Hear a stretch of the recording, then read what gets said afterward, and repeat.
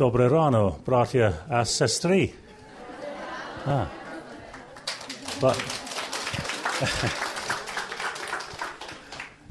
Ako? No, they didn't recognize that? Yeah. Okay. Dobre. Yeah. Now, yes, good morning. When we were studying Genesis yesterday, včera, keď sme študovali Genesis, you remember that we finished by looking at the genealogies in Genesis. Skončili sme rodokmeňmi. And we went through these genealogies and we noticed certain patterns emerging from them. A keď sme sa na ne zameriavali, tak sme si všimli, že určitá zákonitosť sa odtiaľ dá vydedukovať. And we sort of left it there. A tam sme to zanechali. That wasn't an attempt to disturb you. To nebola nejaký pokus, aby som vás rozladil. But just something to keep you maybe thinking until we met this time. Ale dať vám určitý námed na rozmýšľanie, až kým sa dnes ráno stretneme. So then let's very quickly just remind ourselves of the pattern that we saw emerging from these genealogies in Genesis. Tak poďme si veľmi skrátkosti pripomenúť tú zákonitosť, ktorá sa nám začínala objavovať v rodokmeňoch. The first genealogy we looked at was the one in Genesis chapter 1, the story of creation. Prvý rodokmeň je zaznamenaný v prvej kapitole knihy Genesis. Je to vlastne ako keby rodokmeň alebo chronológia stvorenia. Where we have 7 days of creation. Kde máme 7 dní stvorenia. The 7th day is highlighted and made special. Kde 7. deň je špeciálny, unikátny, zvýraznený. And then at the end of all of that in chapter 2 verse 4. A na konci toho všetkého v druhej kapitole 4. verši. It says these are the generations of the heavens and the earth sa when hovorí, they were toto created. sú pokolenia nebes a zeme v deň, kedy boli stvorené. So that's the first genealogy in Genesis. Takže toto je prvý rodokmeň Genesis. 6 elements with the 7th one highlighted. 6 elementov a ten 7 je zvýraznený. Then we move on to the next one, chapter 4. Potom ideme do ďalšieho rodokmeňa v kapitole 4. Beginning in verse 17. Počínajúc veršom 17. And here in this genealogy we come down to the 7th generation from Adam. A tu prichádzame do 7. generácie alebo 7. pokolení po Adamovi. So we come through all of these generations that you see here. Takže všetky tieto pokolenia sú tu až po 7. And then we conclude with Lamech. Končí to Lámechom. And Lamech has a speech in which he talks about sevenfold. Pamätáte si, že Lámech má určitý preslov, v ktorom hovorí niečo o 7-krát. 77-fold. A potom hovorí 70-krát, 7-krát. And then the Lamech in the next chapter, in the next genealogy. A potom ten jeho menovec ďalší, ktorý sa volá mimochodom takisto Lámech, dies at the age of 777. Zomiera vo veku 777 rokov. So let's then move on. So in other words, the same pattern we see here in the second genealogy as in the first. Takže v tomto druhom rodokmeni vidíme takú istú zákonitosť ako v tom prvom. Let's move on then to Genesis 5. Poďme na Genesis 5. kapitolu. And in this genealogy we have 10 generations. V tomto rodokmeni už máme 10 generácií. Taking us from Adam down to Noah. Počínajúc opäť Adamom až po Noého. But it is the 7th generation that stands out from the rest. Ale zase je tu ako keby tá 7. generácia, ktorá sa vyníma od ostatných. Enoch walked with God. Je napísané, že Enoch kráčal s Bohom. And then he was no more. A viac ho nebolo. For God took him. Pretože Boh ho vzal. Unlike all of the others, it does not say of Enoch, and he died. Teda na rozdiel od ostatných sa nehovorí, že Enoch žil a napokon zomrel. So once again, in this genealogy, it's the 7th generation. Takže opäť aj v tomto rodokmeni vidíme význam 7. generácie. Now, there were a number of other things we could have looked at in the first 11 chapters. Ešte sme sa mohli zamerať aj na iné veci v rámci tých prvých 11 kapitol. But the next thing we looked at was, I believe, in Genesis chapter 46. Ale to ďalšie, čo sme si všimli, bolo Genesis 46. kapitole. This is where we get the sons of Jacob. Tu máme synov Jakobových. All the family that went down to live with Joseph in Egypt. Teda všetci členovia domu Jakobovho, ktorí s ním odišli žiť do Egypta. So we get a full list of the sons, and then, of course, it's the 7th son that interests us. Opäť na úplnom zozname synov Jakobových je to práve ten 7. syn, ktorý je niečím špecifický. You remember the 7th son has 7 sons. Teda 7. syn má 7 synov. The numerical value of his name is 7. Dokonca číselná hodnota jeho mena je 7. And the grand total of all the sons in the family come to 70, we're told. A všetky duše domu Jakobovho vlastne tiež sú spočítané do čísla 70. And this isn't limited just to the book of Genesis. Toto nie je obmedzené len na knihu Genesis. That is this predictable pattern of the number 7. Pokiaľ hovoríme o určitej predpovedateľnosti, ako môžeme odhadnúť tú zákonitosť sedmičky. So we look briefly at two genealogies at the beginning of the New Testament. A tak sme sa v krátkosti pozreli na dva rodokmene, ktoré sú na počiatku Nového zákona. And in the first chapter of Matthew, v prvej kapitole Matúša, Matthew takes the genealogy of Jesus back to Abraham. Matúš datuje rodokmeň Ježiša až po Abraháma. And from Abraham to David is 14 generations. Od Abrahama po Davida je 14 generácií. David to the exile 14 generations. Od Davida po exil je 14 generácií. And from the exile to Christ 14 generations. A od exilu až po Krista je ďalších 14 generácií. Each section 7 times 2. Každá z týchto častí troch je vlastne 7x2 generácií. And then we mentioned the genealogy of Luke that Luke has of Jesus. Potom sme takisto spomenuli rodokmeň, ktorý zaznamenáva Lukáš. He takes Jesus' genealogy from Jesus back to Adam. Ten zaznamenáva rodokmeň tak, že od Ježiša datuje späť až po Adama. And according to Luke there are 77 generations. A Lukáš zaznamenáva 77 generácií. And then we looked at, this is one we didn't look at last time. Na toto sme sa minule nepozreli. But I'll mention it in passing just to, add at no extra charge this, Ja vám za toto nebudem extra účtovať, len v krátkosti to spomeniem. And that is that if you look at all of the ages that are mentioned in the first 11 chapters of Genesis. Ak by sme sa pozreli na všetky veky ľudí v rámci prvých 11 kapitol Genesis, we're not talking here about the chronology, but we're talking about just adding up the total ages of everybody mentioned. No tu už nám nemusí ísť o to, aby sme zachovali určitú postupnosť, ale jednoducho, keby sme dohromady spočítali všetky veky, všetok vek, ktorého sa ľudia dožili, then from creation to the flood, tak potom od stvorenia po potopu comes to 8,575. By to bolo 8,575, which is 7 times 1,225. Čo je vlastne násobok sedmičky, je to 7 krát 1225. Or if you prefer, 7 squared times 175. Alebo dalo by sa to dať aj vyjadriť 7 na druhú krát 175. Or neatest of all, 7 cubed times 25. Alebo takisto 7 na tretiu krát 25. And then all the ages from the flood to Abraham. Ak by sme spočítali všetky veky, ktorých sa ľudia dožili medzi potopou a Abrahámom, comes to 2,996. Došli by sme k číslu 2996. Which is 7 times 428. Čo je opäť násobok sedmičky, 7 krát 428. And so the total of all the ages from creation through to Abraham, the first block of Genesis. A tak keby sme naozaj spočítali všetky veky ľudí od stvorenia až po Abraháma, teda prvých 11 kapitol Genesis, is obviously also a multiple of the number 7. Je takisto násobkom čísla 7. Now, some of you may be asking, what's the significance of the whole total being 7 times 1,653? Možno niektorí sa pýtate, aký má význam to, že sme dospeli 7 krát 1653. And the short answer is I don't know. Krátka odpoveď je, neviem. But I'm working on that. Ale pracuje sa na tom. Except to say, musím však povedať, that if you take the Hebrew text of Genesis, ak sa zameriame na hebrejské znenie Genesis, and you work out the chronology from creation to the flood, a popracovali by sme na chronológii od stvorenia po potopu, that comes to 1,651 years. Bolo by to 1651 rokov. Which is suspiciously close to the 1,653 that we have here. Just čo je veľmi podozrivo blízke k číslu, ktoré je od stvorenia k Abrahamovi, teda 1653, ktorý máme na grafe. Okay, so all I'm saying here to, čo chcem povedať, is that in these early genealogies it isn't just every seventh generation that is highlighted.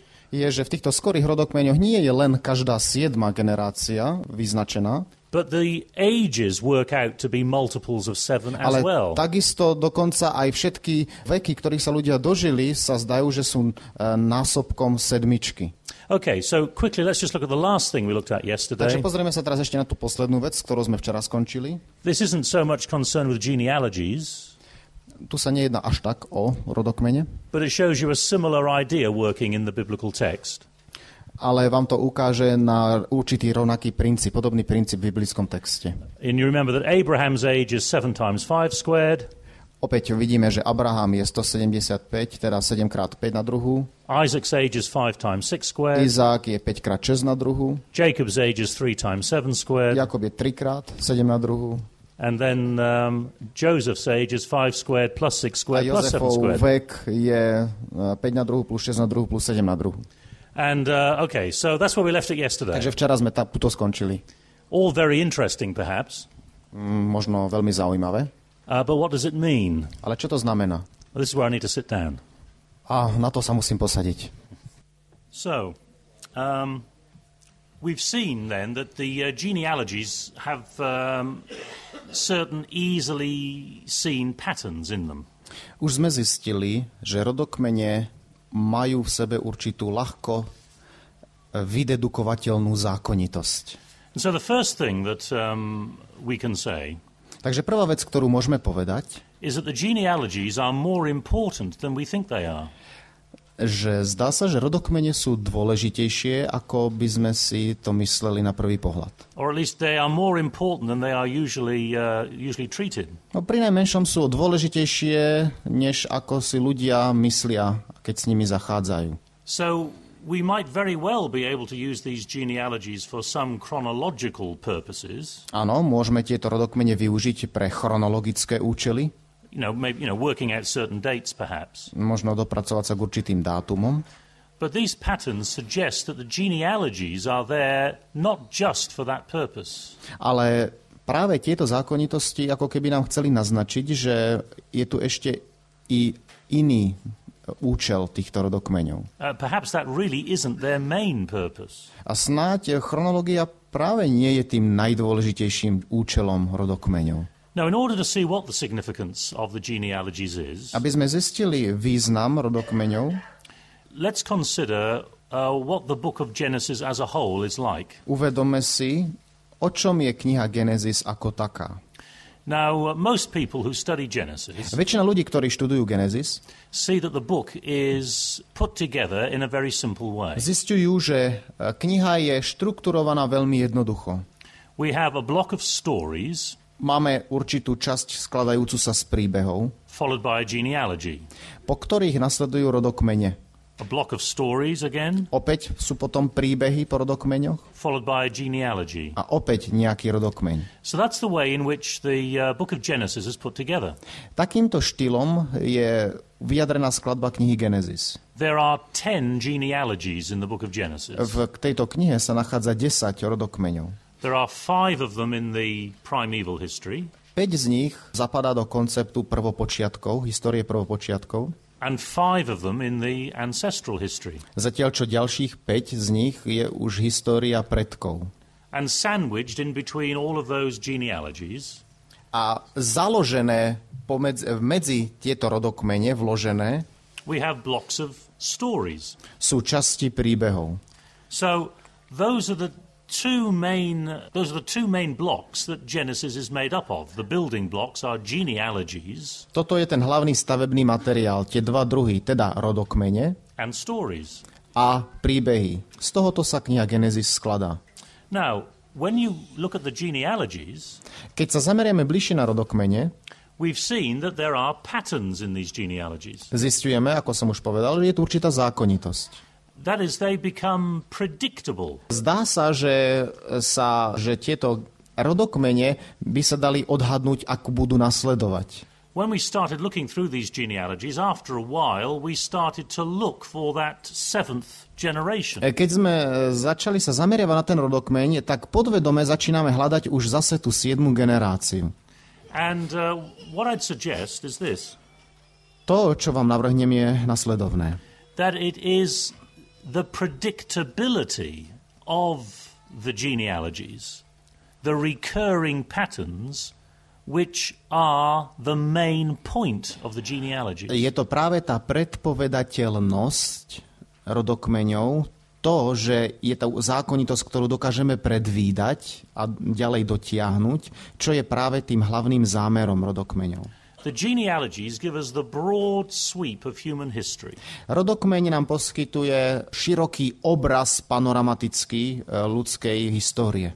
Just a few verses, they bring together many of the generations that make up human history. Iba v niekoľkých veršoch sa vyjadrujú mnohé generácie ľudských potomkov. And in those generations we see these repeated patterns. A v týchto generáciách práve vidíme, ako sa zákonitosť opakuje. In other words, inými slovami, there is a scheme to human history. Ako keby bola určitá schéma vložená do ľudskej histórie. Human history is not simply random. Ľudská história teda nie je niečo náhodné, with no pattern and no direction. Dejiny, ktoré by nemali žiadnu zákonitosť ani smer. There is a pattern, there is a plan. Je tu určitá zákonitosť a plán. There is a direction. Je tu určitý smer. And the direction of human history is clearly being guided by God. A ten smer je, že ľudské dejiny boli vždy usmerňované Bohom. These kinds of patterns do not arise just by chance. Takéto zákonitosti sa nestávajú len pre nič za nič. In other words, there is meaning to life. Inými slovami, život má zmysel. There is meaning in human history. Aj ľudská história, dejiny majú zmysel. And we see that through these predictable patterns in the genealogies. A práve vďaka predpovedateľných zákonitostí, ktoré sa nachádzajú v rodokmeňoch, toto môžeme tvrdiť. But as I said, there is more than just genealogies in the book of Genesis. Ale ako som už povedal, kniha Genesis obsahuje niečo viac než len rodokmene. We have the stories. Máme aj príbehy.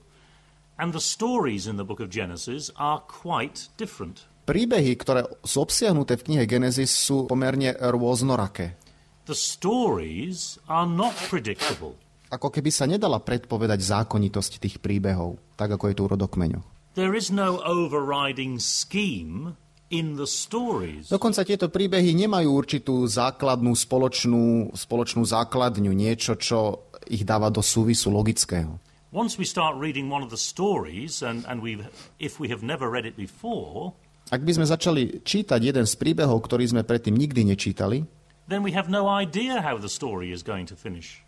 Tak vôbec nás nenapadne, akým spôsobom ten príbeh bude vrcholiť. Because what happens in the story Pretože to, čo sa stane v príbehu, depends on all kinds of details. je závislé na mnohých detailoch a veciach. Decisions made by the characters in the stories. Je závislé na rozhodnutiach, ktoré postavy v tom príbehu urobia. Let me just illustrate this point. Chcem vám to ilustrovať. From the story of Abraham. Na príbehu Abraháma. So if we look first of all at Genesis 15 and verse 6. Najskôr sa pozrieme na 15. kapitolu, 6. verš. Here's a passage where God has promised that Abraham will have many descendants. Tu je časť, kedy Boh slúbil Abrahamovi, že bude mať veľa potomstva. Now in verse 6, v 6. verši it says, and Abraham believed the Lord, and the Lord reckoned it to him as righteousness. Sa hovorí, a uveril Hospodinovi, teda Abraham, a on mu to počítal za spravedlivosť. So here Abraham accepts God's amazing promise. Takže tu sa hovorí o tom, že Abraham jednoducho príjme Božie úžasné zasľúbenie. But if we move on to chapter 17, ak ale pokračujeme ďalej až do kapitoly 17 and verses 17 and 18, verše 17 a 18, where God promises that Abraham and Sarah will have a child, hovoria o tom, ako Boh zasľúbi Abrahamovi a Sáre dieťa. in verse 17, 17. verš konkrétne, it says that Abraham fell on his face and laughed. hovorí, že vtedy padol Abraham na svoju tvár a smial sa. He says, can a child be born to a man who's 100 years old? A povedal vo svojom srdci, či azda 100-ročnému sa narodí dieťa? Can Sarah, who is 90, bear a child? A či Sára, ktorá má 90 rokov, porodí? In other words, in chapter 15, he had no difficulty believing God. Inými slovami, v 15. kapitole ešte pre Abrahama nebol žiadny problém uveriť Bohu. In chapter 17, he can't believe God. Ale už v 17. kapitole jednoducho Bohu nemôže uveriť. And then in chapter 18, v ďalšej kapitole, v 18. This is where he has a discussion with God about the possible destruction of Sodom. Abraham diskutuje s Bohom o možnom zničení Sodomy. And when Abraham discovers that God might well destroy Sodom, A keď Abraham zistí, že je možné, že Boh zničí Sodomu, he tries to persuade God against that. snaží sa Boha presvedčiť, aby to nerobil. And this is where, if you remember the story, Abraham says, you will save it if there are 50 righteous, won't you? A tu si vybavíme ten príbeh, kedy Abraham hovorí, Pane, zachránil by si, keby tam bolo 50 spravodlivých? Well, what about 45? Dobre, a čo takto 45? Well, and 45, what about 40? No, tak či už 45 alebo 40. Well, if you're not going to destroy it for 40, then what about 30? No dobre, ale tak keď 40, tak potom aj 30 je dosť. So he brings God down. A tak on ako keby sa snaží od Pána Boha toto popúšťať dole. Persuading God not to destroy Sodom. Snaží sa presvedčiť Boha, aby nezničil Sodomu. But then when we move on to chapter 22, Ale keď ideme ďalej na kapitolu 22, at the beginning of chapter 22, na jej začiatku, God says to Abraham, Boh hovorí Abrahamovi in verse 2, vo verši 2. take your son, your only son Isaac, whom you love, go to the land of Moriah and offer him there as a burnt offering. Nože vezmi svojho syna, toho svojho jediného, ktorého miluješ, Izáka, a idi do zeme Moria a obetuj ho tam zápalnú obeť. And what does Abraham do? A čo robí Abraham? Well, there's no argument. Neargumentuje. He just sets off. Jednoducho vydá sa na cestu. So he argues with God not to destroy Sodom. Zaujímavé. S Pánom Bohom diskutuje o tom, aby zničil Sodomu. But he doesn't argue with God about sacrificing Isaac. Ale pokiaľ má obetovať Izáka, tak to Abraham sa zdá, že neargumentuje. In other words, if we're reading this story, Inými slovami, ak čítame tento príbeh and we ask ourselves, what will Abraham do a next? spýtame sa, ako bude Abraham reagovať teraz, Then we don't have a clue. nemáme žiadnu zákonitosť. It's impossible to predict what Abraham is going to do Je next. nemožné predpovedať, ako bude Abraham reagovať teraz. Because sometimes he does one thing, sometimes he does another thing. Pretože raz jedná tak, druhýkrát koná inak. And so the story of Abraham is a typical story. A tak príbeh Abrahama je typickým príbehom. What the stories in Genesis tell us To, čo nám hovoria príbehy v Genesis, is that not everything is predictable. je skutočnosť, že nie všetko sa dá odhadnúť a predvídať. There isn't a scheme to everything Nie vo všetkom je logická zákonitosť, štruktúra. because a lot depends upon human free will. Pretože mnohé závisí na ľudskej slobodnej vôli. Abraham is free to choose what he's going to do next. Abraham má slobodu zvoliť si, ako bude ďalej reagovať. So unlike the genealogies, which have patterns and schemes in them, Takže na rozdiel od rodokmeňov, ktoré sú popredkávané logickými štruktúrami a schémami, the stories are not like that at all. príbehy vôbec takto nie sú. Now, what is this contrast between the genealogies and the stories trying to tell us then? Čo nám tento rozdiel medzi rodokmeňmi a medzi príbehmi chce povedať? Because remember, in Genesis, those are the two types of material that we have. Pretože pamätajme na to, že toto je jediný materiál, ktorý máme v knihe Genesis. Genealogies and stories. Rodokmene a príbehy. Well, I think that the contrast between the genealogies and the stories is making a very important point about God and how he relates to us. Domnievam sa, že tento kontrast, tento rozdiel má veľký zmysel vo veci, ako sa my správame k Bohu a ako on odpovedá nám. Over the centuries, Po stáročia students of the Bible have asked a significant question. študenti Biblie sa pýtali závažné otázky. In fact, two questions. Kladli si vlastne dve otázky. The first one is God sovereign? Tá prvá je Boh zvrchovaný? And if I were to ask you that question this morning, Ak by som sa ja túto otázku dnes ráno spýtal, is God sovereign? Is God in control? je Boh zvrchovaný, má všetko pod kontrolou? What would your answer be? Čo by ste mi odpovedali? That's right, God is in control. Áno, Boh má všetko pod kontrolou. And if the second question that's been asked is this: A tá druhá otázka, ktorú by som sa spýtal, by bola, are human beings free? sú ľudské bytosti slobodné?